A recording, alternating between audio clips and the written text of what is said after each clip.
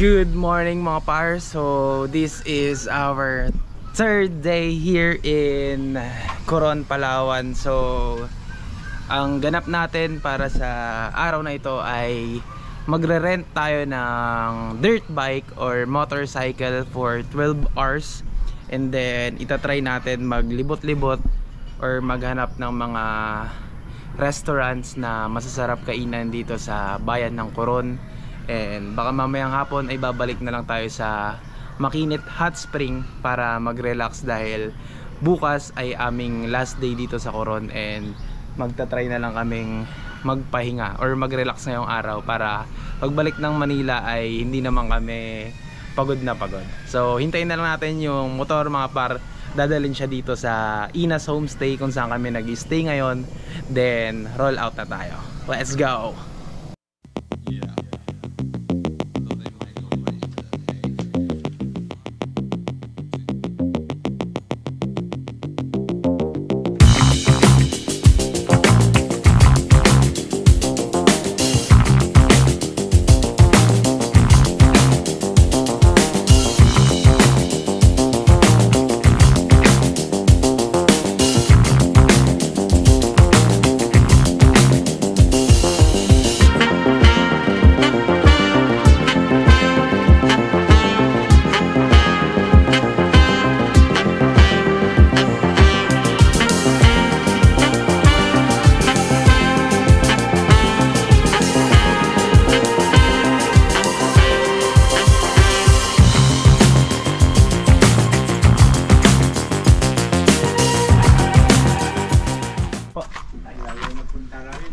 Mali kayo na napuntaan, sir? Oo, Inas din kasi yun. Hindi ko pala nasabi kanina na ano, sa Mount Tapias malapit. Anong gas niyan, sir? Unleaded lang po. Unleaded po. Opo. Sige. Babayaran na po? Kayo lang sir, pwede rin pagbalik. So, ngayon. Anong pamasan? Sige po, bayaran ko na po. Para diretso. Siguro pa kami nakarating ka.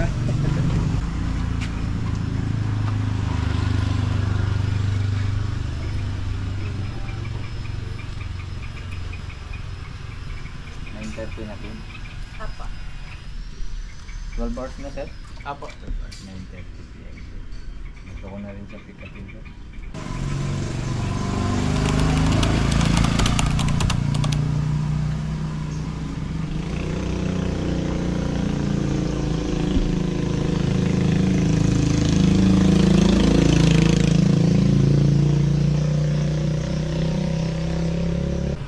Bali ang gasolina nito sir. Halos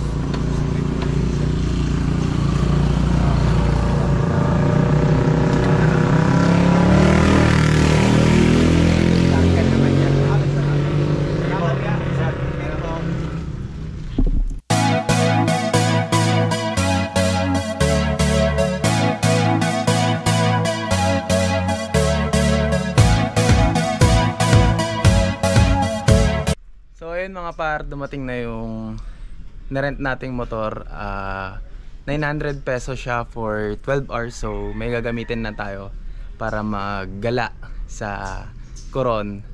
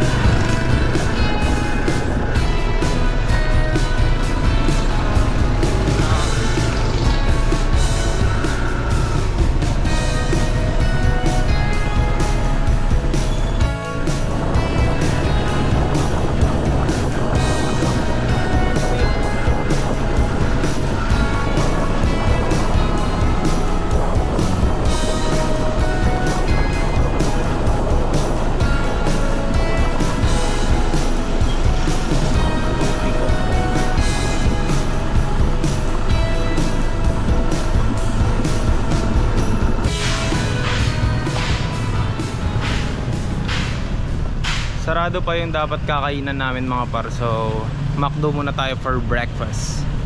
Dito si Doggy. Doggy!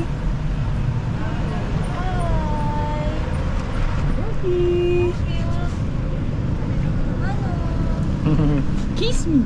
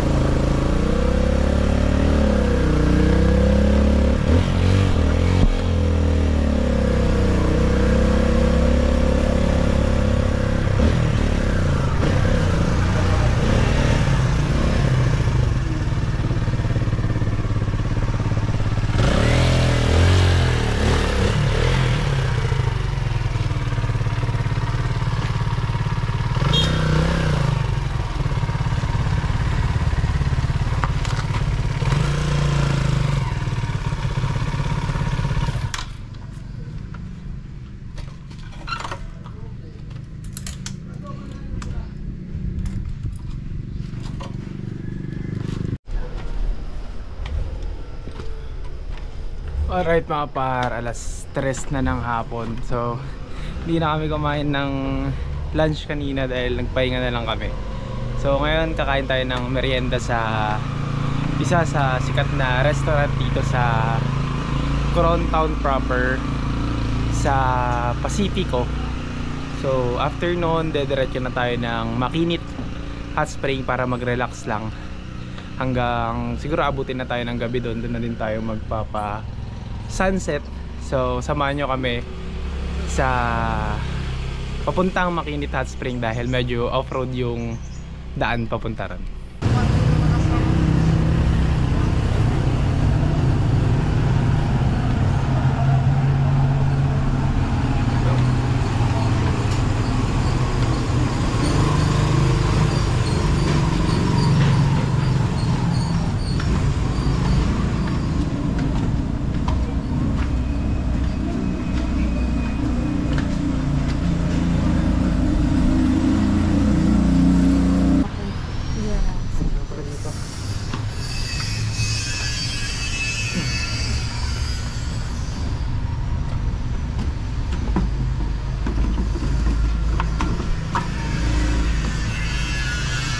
Saan tayo?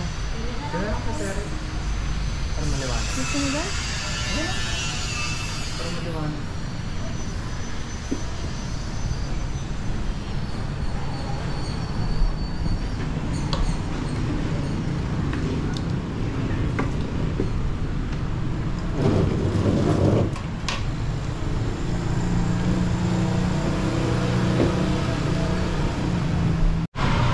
Ayun mga parang dito na tayo sa Trattoria Altrove, isang Italian or French restaurant dito sa Coron Town proper din. So they serve pizza, pasta, coffee and other Italian cuisine foods. So try natin yung mga pagkain nila.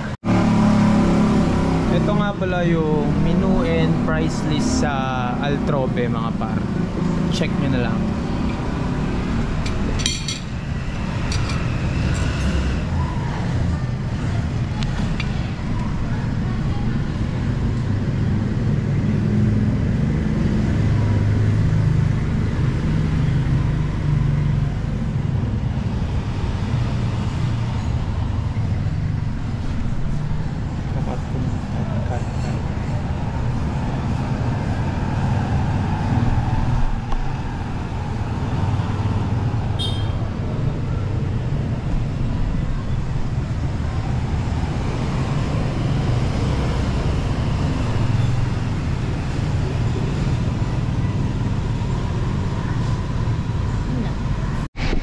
So, ang in-order naming pasta ay pancetta con tartufo worth 695 pesos. And then pizza ay ano yung pizza natin, babe? Saka ang in-order naman namin pasta ay ala carbonara worth 480 pesos, and nag-order lang ako ng isang long black coffee worth 140 pesos. Thank you. So ano pong gusto yung sugar mo? May stevia or Splenda? Wala po sir. Kasi yung sugar lang po kasi namin available yung mga binibili. Brown na lang.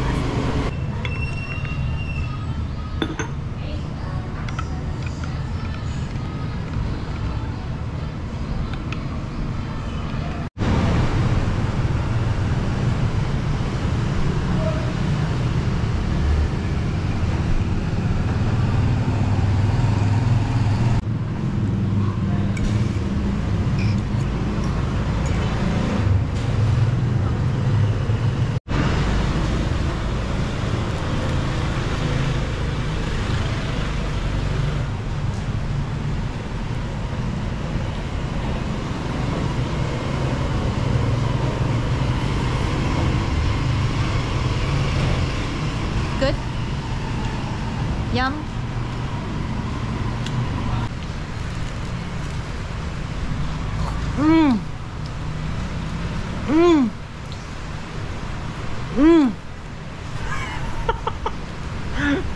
Ganun dapat, di ba, pag ano, pag nagka-food content ka, kailangan ang sarap! Sarap mga, parang sarap ng pizza dito.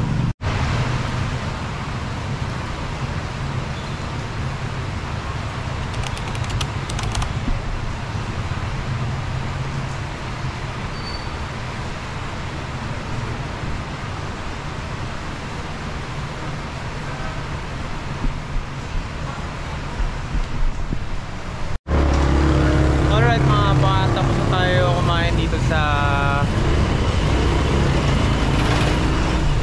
Trattoria Altrove. So pupunta na tayo ng Makinit Hot Spring, and papakita ko sa inyo mamaya yung daan doon na off-road. So let's go. Medyo maulan lang pero maliligo na kami dahil hot spring naman yun.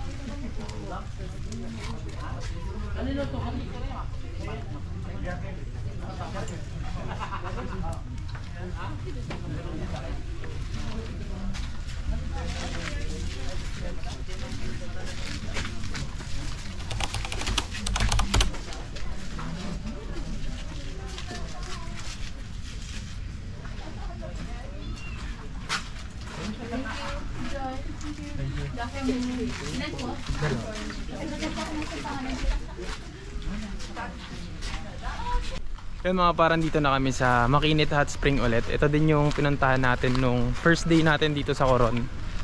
Bali ngayon 600 entrance, pero nung first day natin kasama na yun sa binayadan natin sa Coron Town Tour na 800. So check it out guys.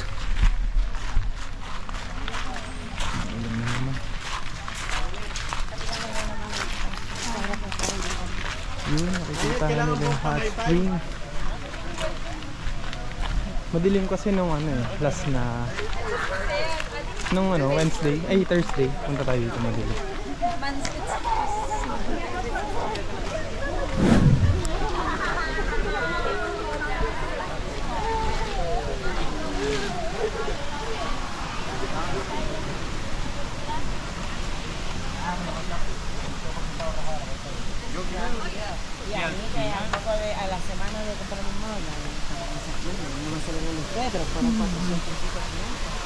Dito na lang tayo sa upuan. Dito na lang tayo sa upuan. Saan? Dito? Dito na lang.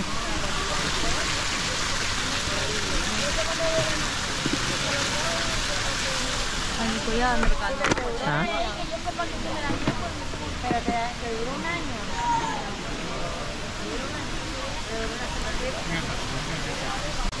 Yun mga par, welcome to Makinit Hot Spring. So ito lang ata yung only saltwater hot spring here in Philippines. So hindi siya gumagamit ng kahit anong technology, pure natural hot spring siya. Hindi ko alam kung paano siya umiinit, pero search na lang sa Google.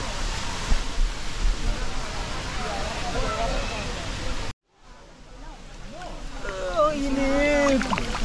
Ha? Ang init. Mga bar. Around 38 to 40 degrees ata Celsius yung init ng tubig dito. Init, diba?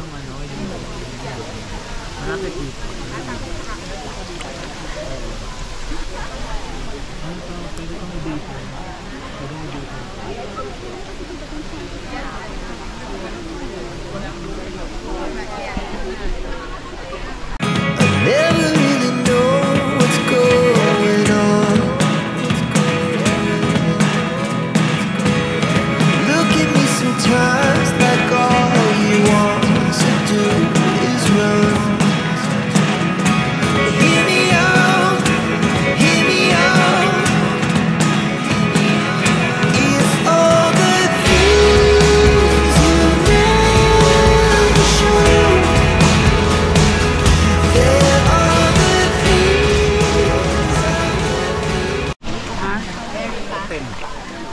14%.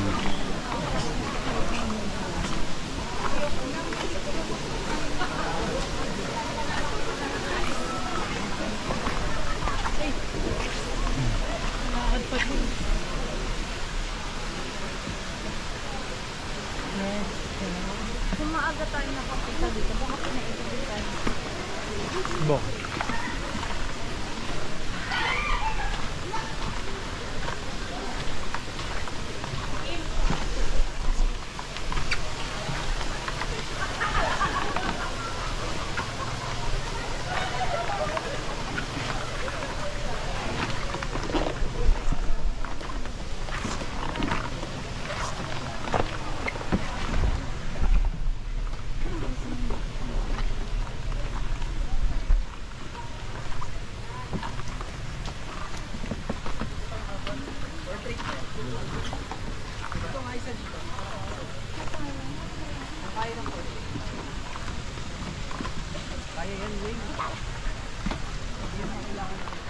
Ang ganda. Tingin. Ay, ingat. Sa camera lang. Tingnan ko naman. Sana sumama si April. Yung mga par, kakain tayo ng dinner muna dito sa Inasal Eats Ko. Nakita namin to sa TikTok at mukha siyang masarap. So try natin.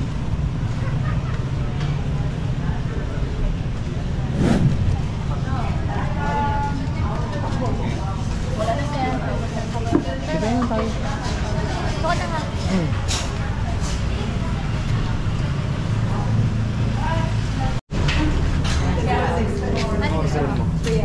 Wala nang paa. Ay, sorry, wala nang leg. Paa na. Ano ng leg? Ano sa'yo? Meron ba kayong barbecue lang? Barbecue stick lang po? Meron. 65 each. Gusto mo? Ng Ako isang. pork liempo? Ito na lang. Ito na lang ako pork liempo. Saka ako din gusto. Pwede na. May niya po kami, sir. Ano pa po yun? Isang solo pork liempo. Tsaka isang solo. Ito lang po yung available, ma'am. Paalang po. Pecho po yung wala. Paalang mo. Dalawa na ba ito? Dalawang paa. Dalawang paa na lang po. Tapos, barbecue ulan. Magkano ba? 65. Dalawa? Tama ba Or ng apat? percent ko? Dalawang barbecue pork. Solo lang po. Sa paa. Oo. Hindi na mag-ani na. Sorry. Ilan pork? Tatlo? Sige. Tatlo na pala yung pork barbecue.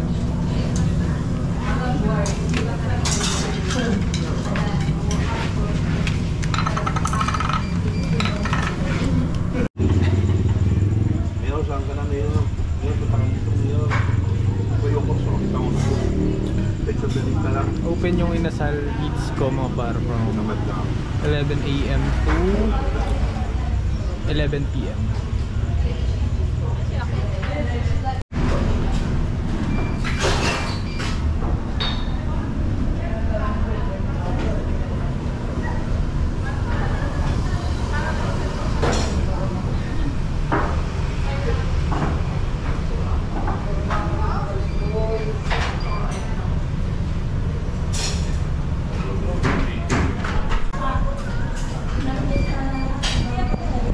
Ano masasabi mo sa Inasal Eats Ko?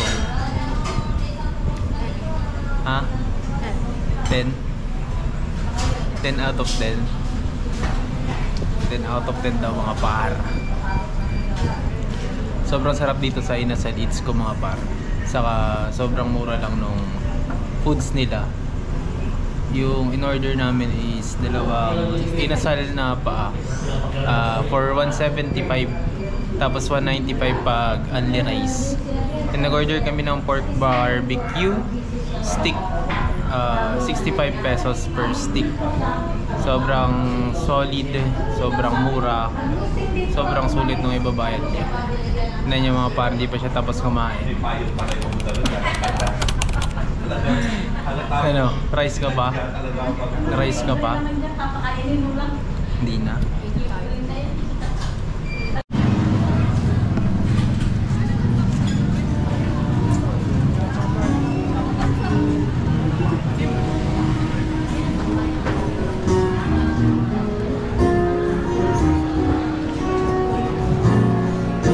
Table pa kaya? Baka wala ng table. Baka wala ng table. Ay, pwede. Sige po.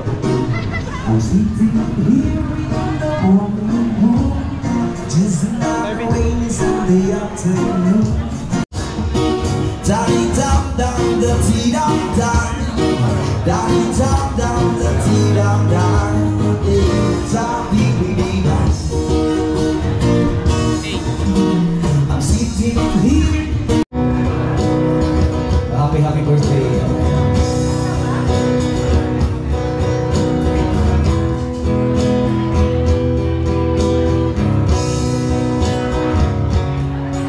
Awitan niya, awitan niya. Happy birthday to you. For the tonight, for the night, with the stars in this night. Don't you love me till you there?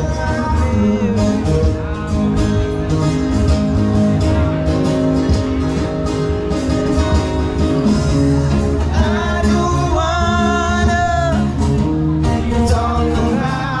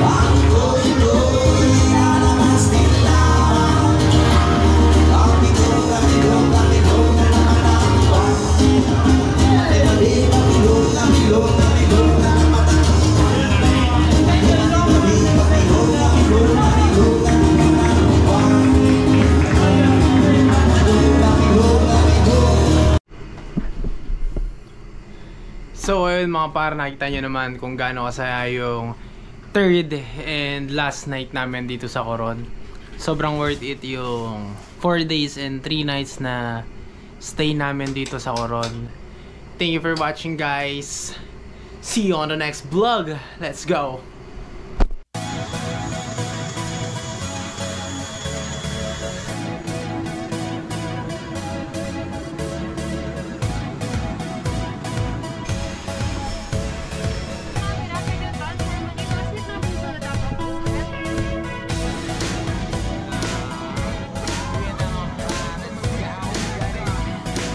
The Grand Canoli Velvet Pass seat number is located at the top of the overhead bin along with the